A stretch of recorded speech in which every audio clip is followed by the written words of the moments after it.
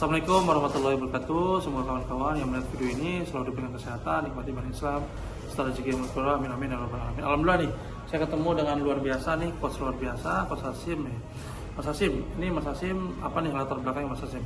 Oke, kalau latar belakang saya itu pebisnis online yang dulunya itu jualannya ya produk-produk fisik ya, fashion dan sebagainya, buku dan sebagainya, dan alhamdulillah sekarang mulai merambah ke produk digital dan itu ada beberapa mendampingi juga beberapa perusahaan untuk meningkatkan penjualannya mereka dengan strategi meningkatkan closing rate dengan customer service dan meningkatkan retention rate dengan CRM ya gitu Mustafa.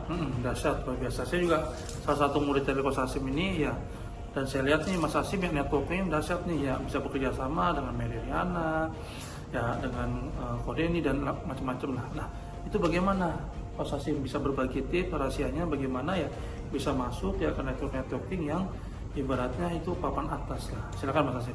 Oke, terkadang problemnya orang-orang saat mau networking itu dia berpikir, aduh aku belum sampai di titik itu, aduh aku belum pantas untuk ngobrol dengan mereka.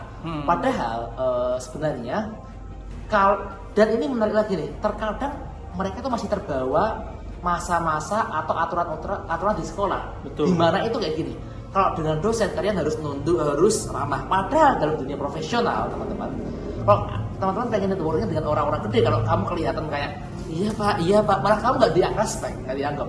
Kamu harus berusaha untuk menyetarakan gaya bicaramu, lifestylemu.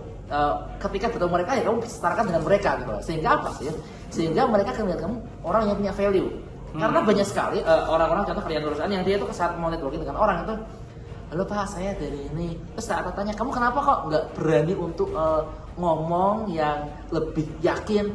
Saya kan sungkan, dia CEO, dia pembicara gede. Enggak, justru ketika kamu tahu dia tuh orang gede, ya kamu harus mengimbangi cara dia bicara. Nah, jadi memantaskan diri, dan memantaskan diri bukan berarti ada di titik itu, tapi kamu berusaha bagaimana sih mencari topik yang dia sukai dan kamu bisa diskusi. Yang pertama itu.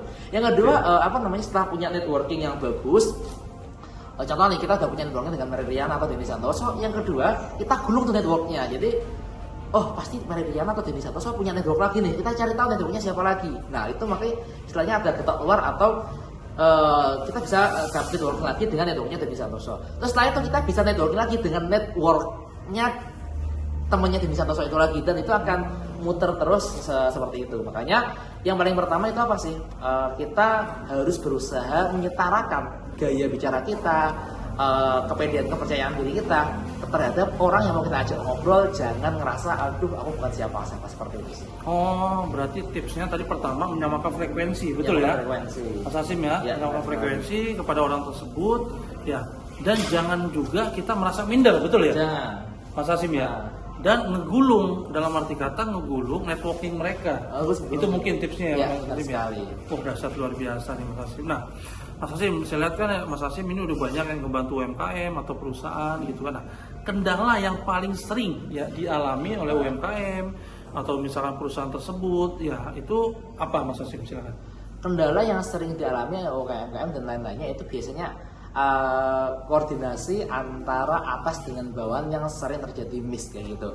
Jadi dan yang kedua itu perusahaan-perusahaan kadang dia kurang memperhatikan yang namanya service. Artinya apa?